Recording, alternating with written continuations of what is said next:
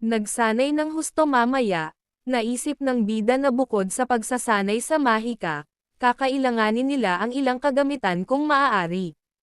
Gusto niyang makakuha ng ilang kagamitang panlaban sa halimaw, ngunit sa hitsura ng kanyang reaksyon, tila imposibleng makuha ito kaagad. Habang hinihiling niya na maghintay siya ng kaunti para sa mga kagamitan, naisip niya na wala ng mga manggagawa sa ngayon. Kaya nagpasya siyang gumawa ng kagamitan.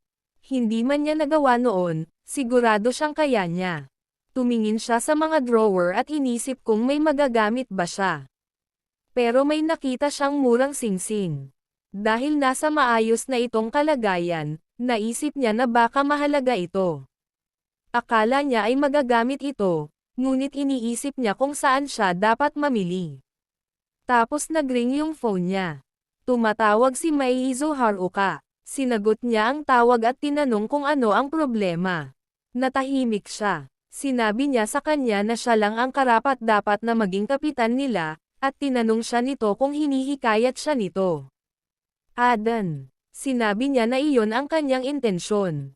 Napangiti siya at naisip niyang awkward na tao ito, at naisip niyang dapat niya itong hilingin sa kanya. Kung libre daw siya bukas, gusto niyang sumama siya sa pamimili.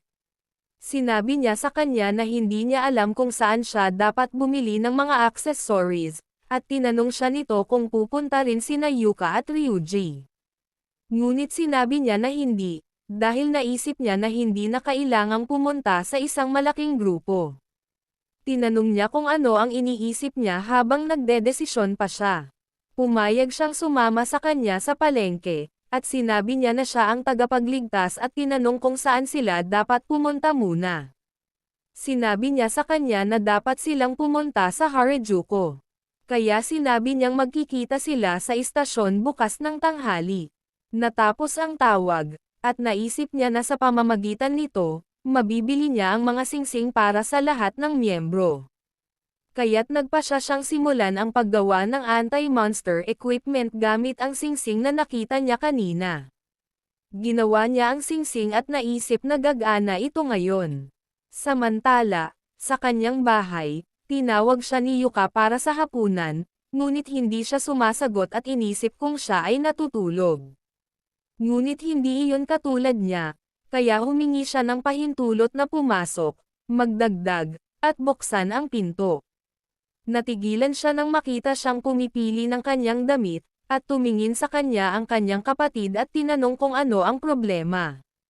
Humingi siya ng tawad at sinabi sa kanya na handa na ang hapunan, at sinabi sa kanya ni Ruka na pupunta siya roon.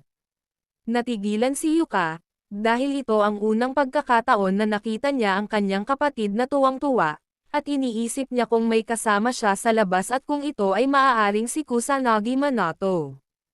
Maya-maya, naghihintay siya sa Harajuku Station.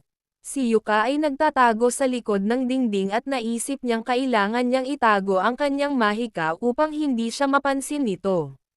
Maaari din itong lumapit sa kanya, at nagtaka siya kung bakit ito ay nag-espia sa kanila ng ganito at humingi ng tawad sa kanila para dito.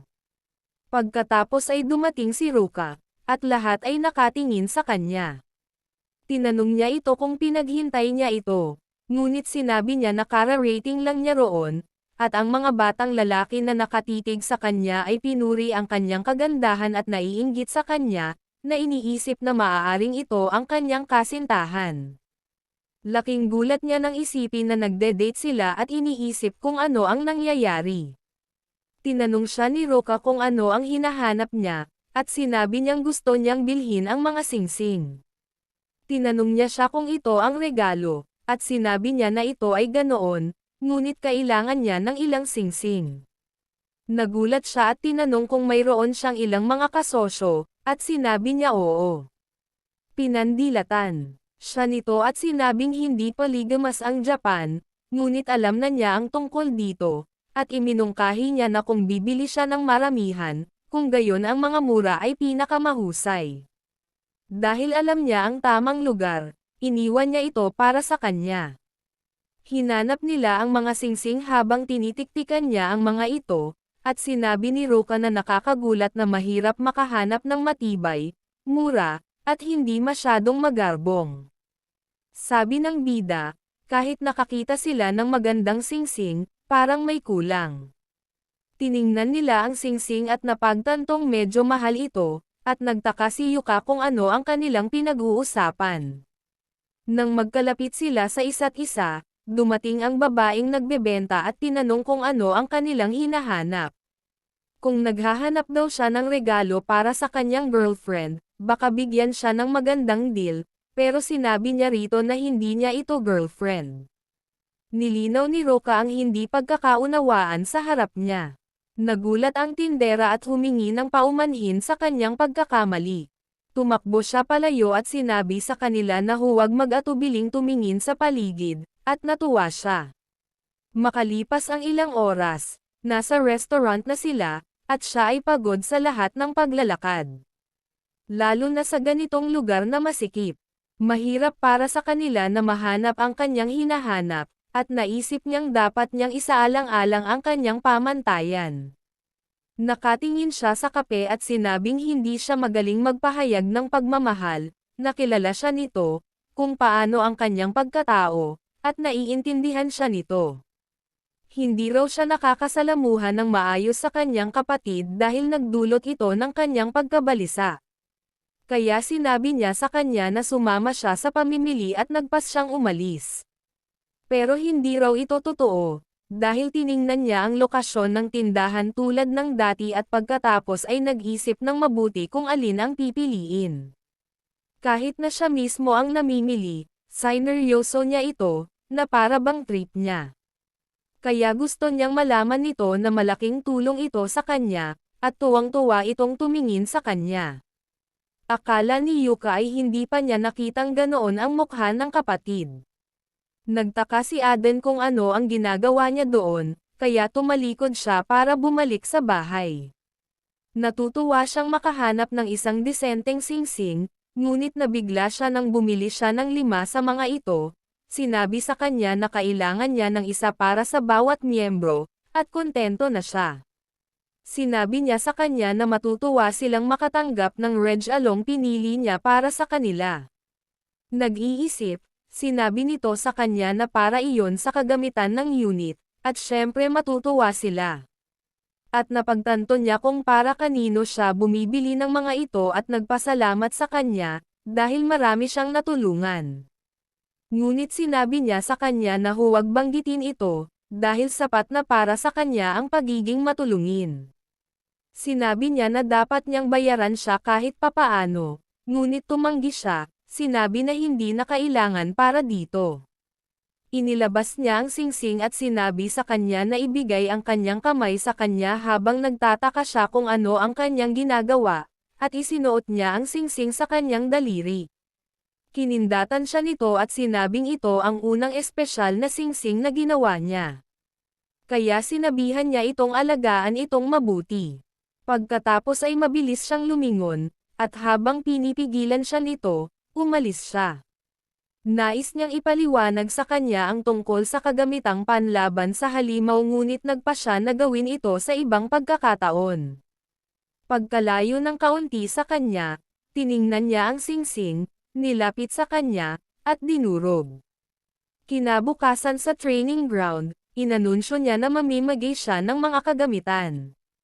Kaya sinabi niya sa kanila na kunin ito bawat isa. Matapos kunin ng lahat ang singsing, natuklasan ng opisyal ang isang magic reaction at napagtanto na ito ay anti-monster equipment.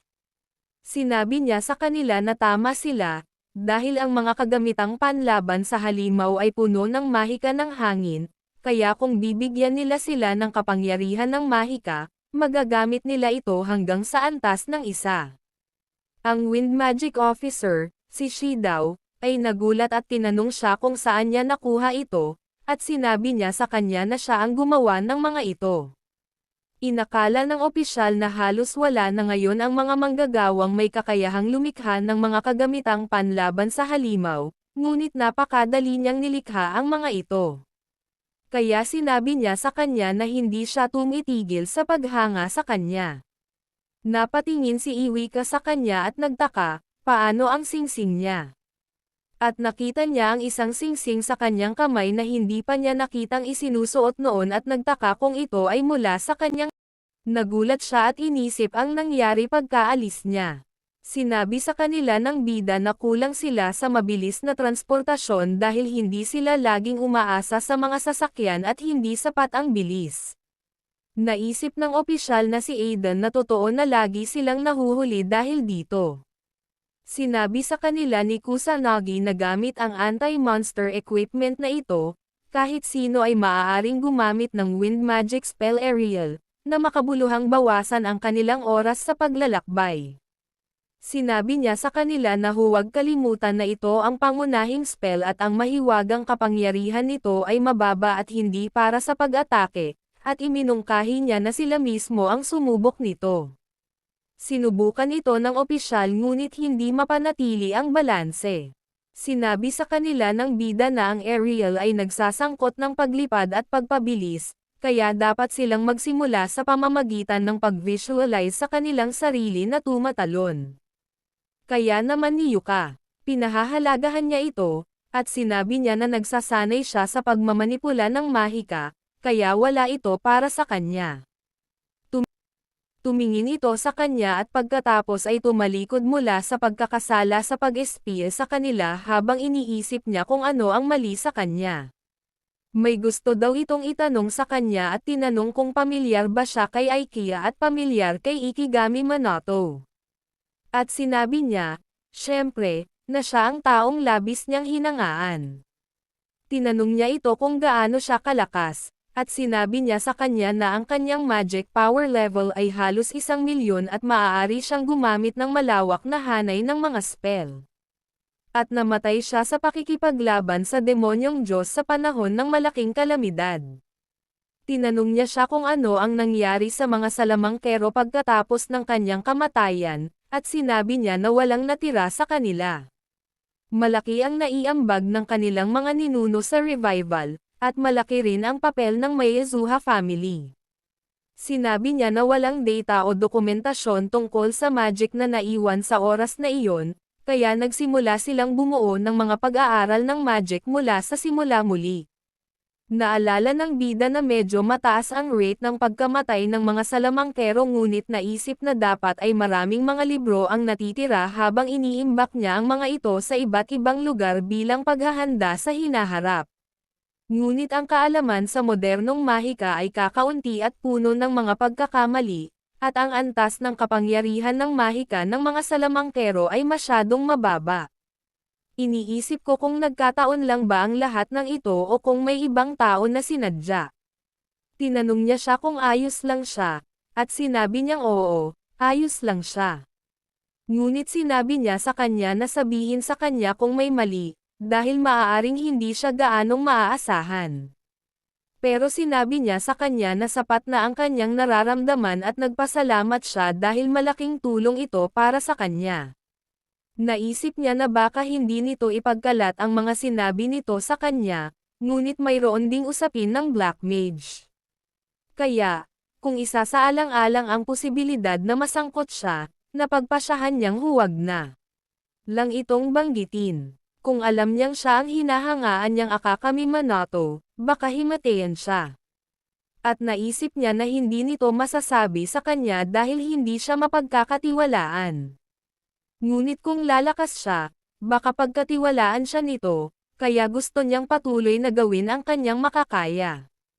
Pagkalipas ng 1 linggo, sinabihan niya ang lahat na maghanda at pagkatapos ay sinabihan silang magpaputok ng Sonata gamit ang level 2 Holy Magic. Holcrest. Gumagamit siya ng level 3 Lighting.